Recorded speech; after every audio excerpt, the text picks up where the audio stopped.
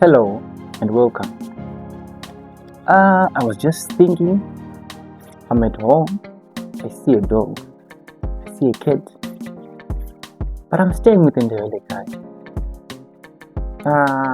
I want to point at that dog. Maybe it wants to bite me. I want to point at that chicken. Maybe it's eating some beans that I'm drying there in the sun. How can I call a dog? How can I call a chicken?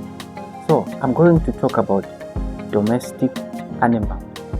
Domestic means something that we associate with at home. So, inkomo, it's a cow. Imbuzi, it's a goat. Imbuzi, inja, it's a dog. Inkukhu,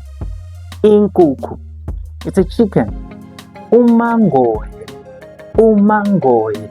it's a cat. So, like, follow, and share.